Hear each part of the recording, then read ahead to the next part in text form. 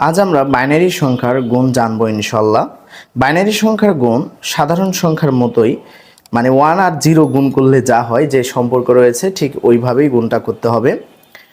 আমরা 1 1 গুণ করলে 1 জানি, 1 এর সাথে 0 গুণ করলে 0, 1 এর সাথে 1 গুণ করলে 1, 1 এর সাথে 1 গুণ করলে 1। মজার বিষয় হলো আমাদের বারবার এইভাবে 1 এর সাথে 1, 1 এর সাথে 0 গুণ করার দরকার নাই। আমরা যদি 1 এর সাথে যদি এই সংখ্যা উপরে যে সংখ্যাটা আছে গুণ করলে ওই সংখ্যাটাই হবে। যেহেতু একটার কাজ শেষ হয়ে গেছে তাই আমরা 0 দিলাম, আর 0-র সাথে এগুলো গুণ করলে আমরা জানি 0-র সাথে যে কোনো সংখ্যা গুণ করলে 0 হয়ে যায়। তাই আমরা যেহেতু 4টা ডিজিট আছে আমরা 4টা 0 দিয়ে দিলাম। আমাদের দুটির কাজ শেষ হয়ে গেছে তাই দুটি 0 দিলাম। এবার 1 এর সাথে উপরের সংখ্যাটা গুণ করলে উপরের সংখ্যাটাই হবে, তাই আমরা উপরের সংখ্যাগুলো লিখে দিই 1 0 1 1। এবার আমাদের সাধারণ গুণ করার পর যেমন আমরা অ্যাডিশন করতাম, ঠিক একইভাবে এখানেও আমাদের এটার প্লাস করতে হবে।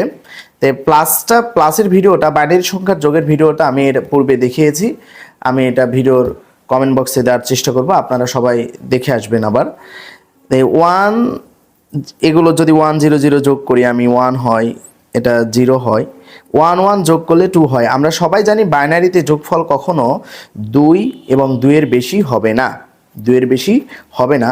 তাই আমরা 1 1 যোগ করলে হয় 2, এই জন্য বাইনারি যেহেতু ভিত্তি 2 তাই 2 মাইনাস করতে হবে, 2 মাইনাস করলে 0 হয়, 0 দিলাম, আমাদের হাতে থাকে 1। তো 1টা যে কোনো কারোর সাথে এখানে যোগ করলে হবে, 1 1 যোগ করলে 2 হয়। তাই আমরা আবার এই 2টা লিখতে পারি না, বাইনারি সংখ্যার যেহেতু ভিত্তি 2 এই জন্য কখনোই ভিত্তির সমান বা তার বেশি লেখা যায় না, এই জন্য 2 বিয়োগ করলে 0 হইল আমাদের এখানে।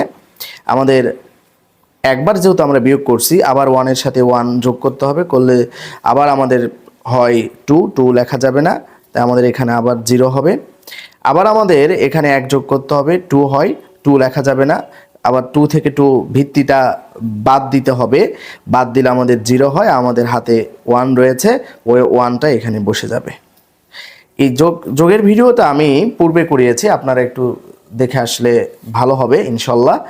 আর এটাই হলো আমাদের বাইনারি সংখ্যার গুণ।